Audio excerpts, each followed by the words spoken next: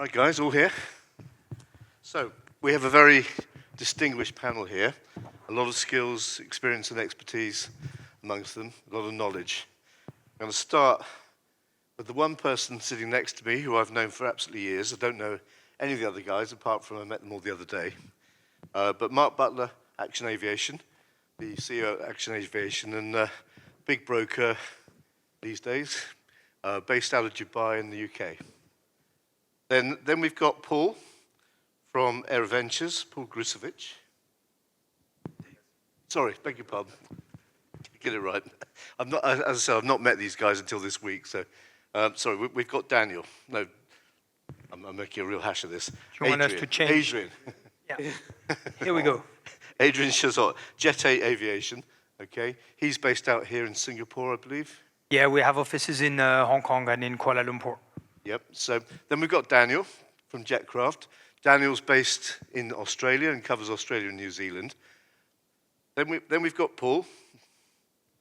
So Paul's again based here in Singapore.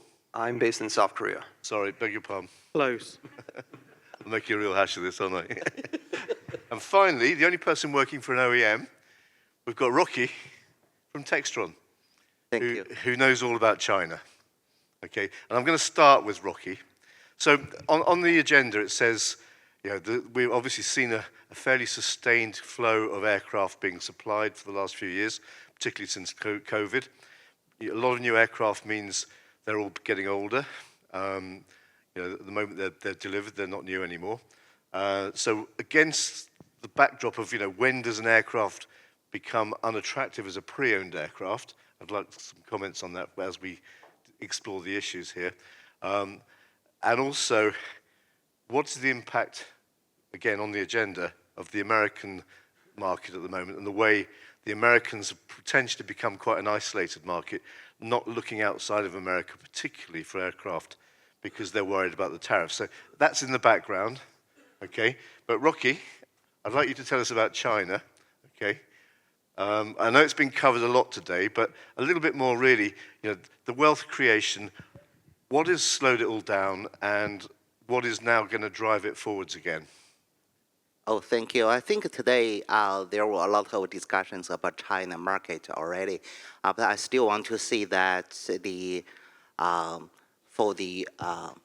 you see that the wealth creation is a little bit different for generations, especially now.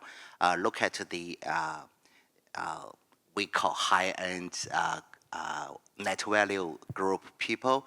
Kind of like in the past, maybe past year, this year, there are about between 2 million to 3 million people in China. We call that high-end group. But 49%, I saw the report, is kind of like the generation under 40s. That's really a big change for the environment. I think the group of people from different generations, they are different to the business jets market. Their attitude is different.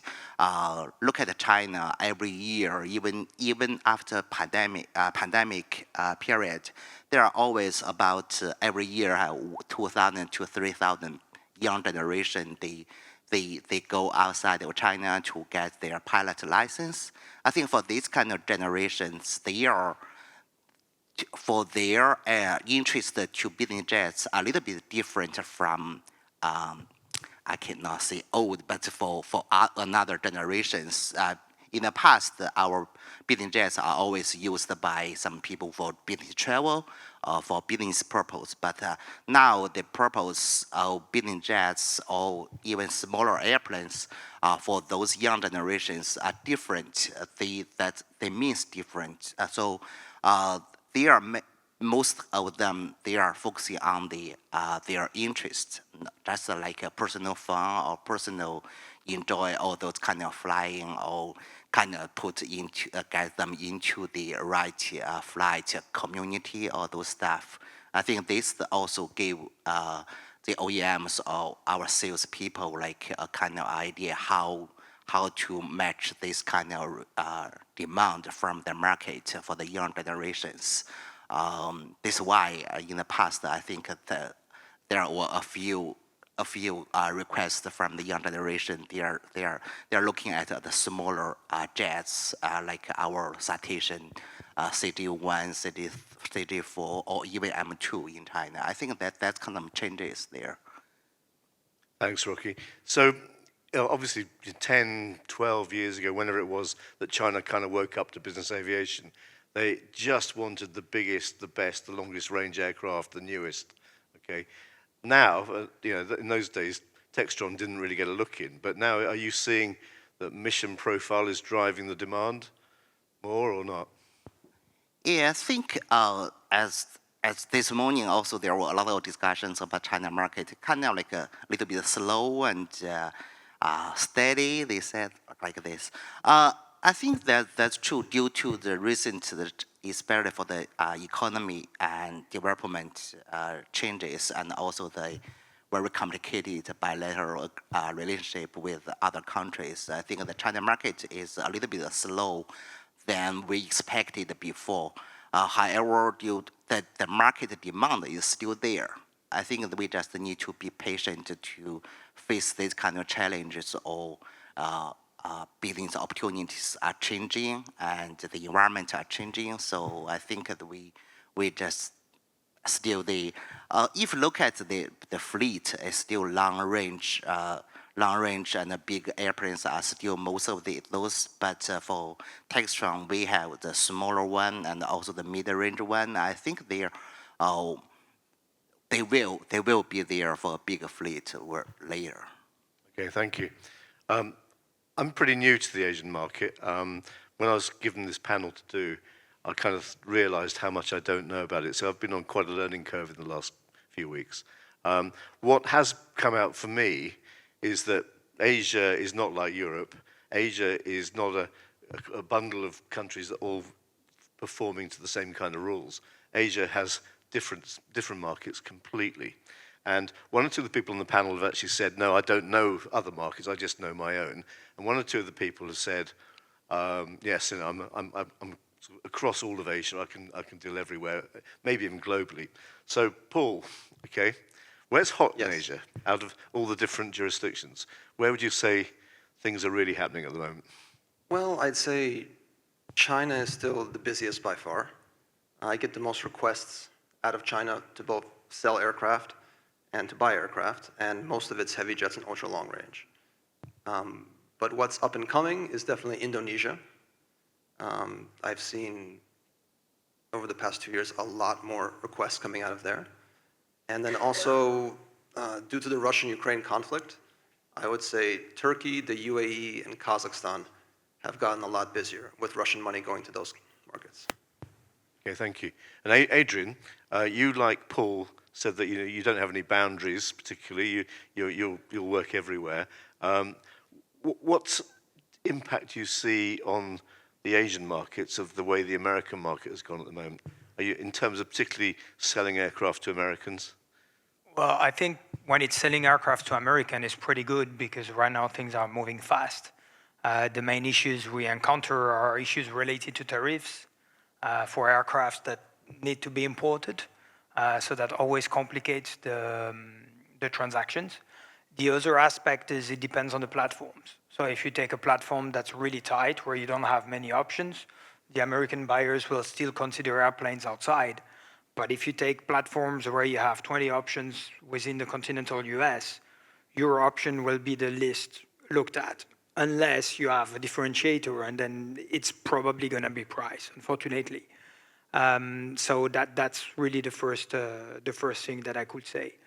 The other aspect is if we buy for a client, so we want to buy from America, then typically we're a bit frustrated because our clients tend to move not as fast as a US buyer who has an incentive to perhaps overpay a little bit because he has some tax benefits. I think we all know about that. And we enter this period of the year where it's getting frustrating for us, specifically on platforms like G650s or things that are quite hot. It's quite difficult to capture the aircraft. We have to move fast. We have to make our clients ready. Thank you. And that plays into a question of an issue raised by Daniel when I was doing my research for this panel. He was saying that the fact the Americans are not pouncing on everything straight away means that the Australians, who take a very long time to make their decisions, are actually getting the aircraft now. Do you want to elaborate on that, Daniel? Yeah, Australians are typically slower to purchase, which gets frustrating sometimes.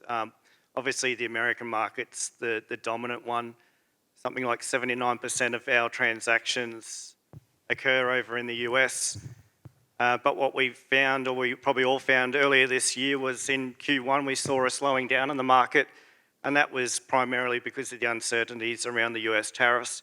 But at the same time, that opened up opportunities for us in Australia, where we were now getting opportunities to purchase aircraft in Asia and in Europe, where previously the Americans were snapping them up very quickly. And so lately, all the transactions I've been doing has come from Europe.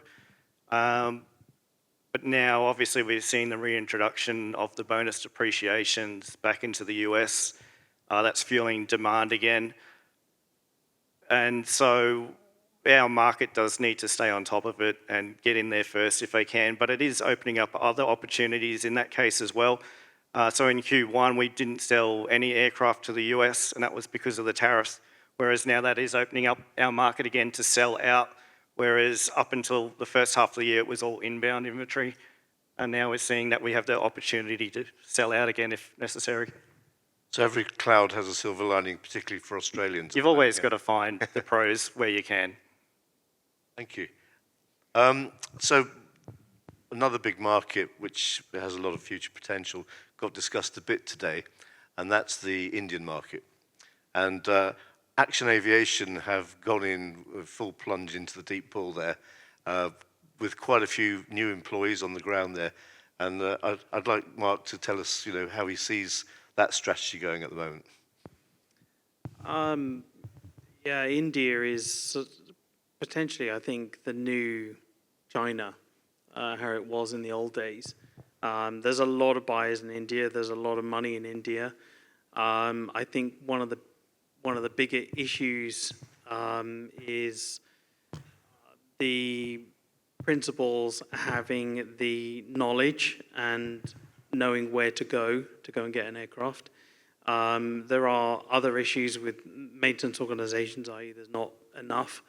And you have some tax issues, but it's a very interesting market, and I think it's certainly one to watch. But yeah, I mean, for us, it's always been a strong leader.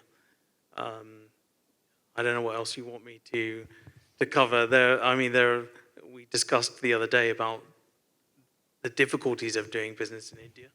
Yeah, sure. Yeah, elaborate. And anybody else, feel free to chirp in on some of these issues. So, I think India has a lot of issues like Africa, where you're having to go through different stages. Unless you are lucky enough to get to the principal, you've got to work your way through the stages, and each stage costs you, basically you pay a fee, a toll to do business.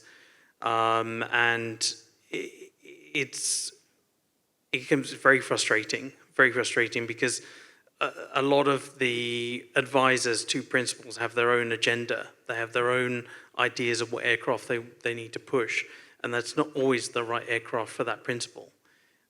So it's very frustrating because you're going back and forth, just trying to get over the influencers in the beginning to get to the principal at the end. But the principal will still go back to his key people to get advice. Okay, thank you. What's in India? What is the view of pre-owned aircraft? Are they buying as many as they want new aircraft or not? I think it's kind of 50-50. The new market is doing really well. OEMs are doing very well in India. I think if I can share experience on this, I think 10 years ago, people were looking at buying airplanes new for the most part, especially when they were buying first time. But I think that perception has changed now. And of course, the COVID is probably a big, rationale behind it because availability of aircraft has become very scarce. But we see as well customers who always bought new now looking at buying recent and not new. And that is because of availability. But that is also a great thing because that opens more opportunities for us on the market. So I think that's changing, and I see that across Asia. In The- China the- as well, Rocky? Oh, sorry. I was just going to say that the issue is, I mean, I don't know if you're finding the same as us, but finding anything from 0 to 5 years old is nigh on impossible. Yes, correct. Yeah. And when we find something, we have to move fast. Yeah, and there's still premiums on stuff. That you're still paying more than you think you would for a 5-year-old global. And one thing I observe as well is the mindset of the buyers, or at least our customers. We have a lot of customers who are traders, and they want a good deal. And when they know that they are paying premium, it's becoming painful because they don't have that tax benefit that they may have in the US. Accepting to pay a premium may be difficult. So that adds to the complexity of the transaction. We not only have to manage buyer and seller with different cultural backgrounds and different ways of dealing and going through the process. Internal processes in India, as you mentioned, are complex. For somebody in the Midwest, for example, they may not understand why it has to go through all these processes. So our job really is to make sure the deal keeps flowing. If it stops, people start to reconsider, people freak out, and the deal is in jeopardy. So we always have to keep the deal flowing, make sure that it goes. Thank you. Paul, Yeah, I would ready to completely say agree with something? what he just said because we've sold 3 aircraft into Asia this year, and the biggest from the United States. And the biggest frustration is always how time-consuming it is. So when a deal is 6 weeks in the United States, it takes 6 months out here, and the people on the other side start getting nervous, and they start asking questions as what's going on, why is the LOI not signed, why is the APA not signed? So yeah, that's a very, very big issue in selling into Asia, I'd say. Yep, okay. So Paul and Rocky and I were having a little bit of a huddle earlier on, discussing some of the reasons why things don't go so smoothly. And you came out with a few interesting things like foreign currency exchange, operational support in various different jurisdictions within Asia. Well, since different countries, they have different policy to control the foreign currency exchange, all those stuff. But from OEM perspective, since Textron Aviation, we had a joint venture there in China, and if any customers there, if they buy the Textron Aviation products, so we always they provided the option that they can go through our JV there, then just pay to the JV with the RMB, and then for foreign currency, our JV will handle that internally with our headquarters in Kansas. I think that's one way for the foreign currency control handling. I think this is one option we provide to our customers there. Get back to your previous question about the pre-owned aircraft sales there in China. I think the market as the same as other countries. It's about the almost the same level with pre-owned or new aircraft. Since there is one challenge to all the OEMs that the backlog in the production line that's really really affecting the new airplane deliveries there. If you order the new airplane currently, possibly you will get that maybe half a year later, 1 year later, or even longer than that. That's the not about the OEM, the aircraft OEM to they don't increase their productivity or deliveries every month. That's a series of suppliers behind. So due to the COVID-19 situation, a lot of suppliers, supply chain is a big challenge for the whole industry now. So I think there's some reason why they select a pre-owned aircraft to get the aircraft very quickly. And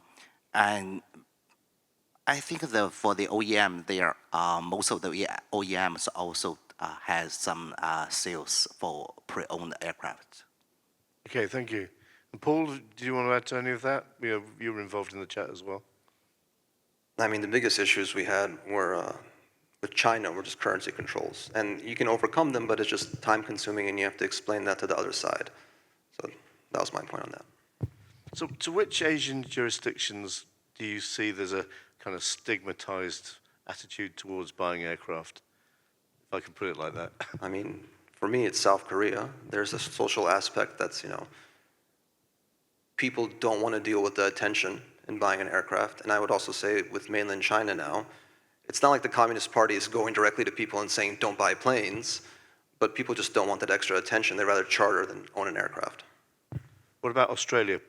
In Australia, a long time ago, it was almost forbidden to have a private jet aircraft or be shown to be flying around in one. But that quickly changed as people realised the necessity of having one, being in a country so far away from the rest of the world. And now the industry there is thriving. I think since COVID, between Australia and New Zealand, we've seen a 15% increase in the size of the fleet. I think it's the second largest fleet now in the Asia-Pacific region. And we're seeing it across the board. So obviously the ultra-long-range aircraft are very popular. But in the last couple of years, there's been an influx of light jets from Mustangs, Phenom 300s, PC-24s. I looked the other day and I think there was something like 20 Mustangs in Australia now, and there's lots of CJ2 pluses, 3 pluses, CJ4s, and they're all using it now along the East Coast for their regional travel. So they're going out to small remote towns that previously it took them 8 hours to drive to, and now they're hopping in a little jet and going out there in an hour, hour and a half and getting all their business done and coming back home that same day. So we're seeing a lot of new aircraft arrive in Australia and a very healthy pre-owned market as well. So pragmatism is overcoming stigma, yeah? Right? Yeah. And what about you, Adrien? I think I agree with that. For the markets we cover the most, it's mostly bigger iron. But now what we realize is, just addressing your question before, we have people that start to also address the aircraft from the mission, and that's actually very welcome. But there are, again, the same issues of finding the right airplanes. And in India, Mark, stigma, is that an issue? Or? Yeah, I mean, obviously we're Dubai-based essentially, but we have the polar opposites. Dubai, it's a luxury tool that everyone must have. India, I think principals are generally a bit more careful about how they show their wealth. I think that they get taken advantage of the more they're seen. Yeah, so I think India is very much like China. So just within Asia, but becoming quite an important part of Asia, is Turkey. And I know it was you, Paul, wasn't it? When I first spoke to you, you were in Turkey. Yes. Yeah. And so tell me about Turkey. Well, that is going at quite a pace right now, isn't it? Well, it's debatable whether that's Asia or Europe, but right now it's about 200 aircraft in the country, which if that is Asia, that would probably be the biggest market in Asia outside of maybe Australia. You're seeing a lot of growth because a lot of Russians have gone there, and so lots of Russian aircraft are there, not people that are sanctioned, but people that could manage to avoid the sanctions. And it's, in China, 80% of the requests I get are heavy jets or ultra-long-range jets that are 2020 or newer. But in Turkey, the range is much bigger. They're looking older aircraft, smaller aircraft. It's a huge variety. Okay, I mean, without sort of getting too controversial, is Turkey giving the Russians a bit of a foothold to stay in business aviation? Yes. I mean, without getting Shouldn't into ask details, closed but questions, yes. should I? So, I should have known that from my But I sales think training. other markets are as well, not just Turkey. Adrien, would you agree with that? Yeah, I think so. I mean, we've seen a lot of Russian airplanes in the Middle East as well. Yep. And so I think, Kazakhstan at one point was very hot buying all those legacies, and the people will swear it's not to go into Russia, but you'll see them flying in Russia later on. So when does a pre-owned aircraft become too old to be of interest? Yeah, and in America, you see them, my role for JSSI for 70 was buying in the old aeroplanes, and 25, 30 years old, some of them. I don't think they're going to make it to that kind of age here in Asia, are they? I think in Asia, most time you have a limit of 20 years, 15 to 20 years for what you can register in country.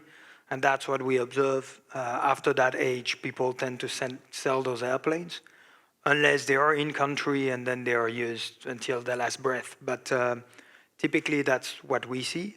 I think as manufacturers introduce new models and there is also advances in technology, then it'll be the equipment on the aircraft that determines whether the aircraft is desirable or not.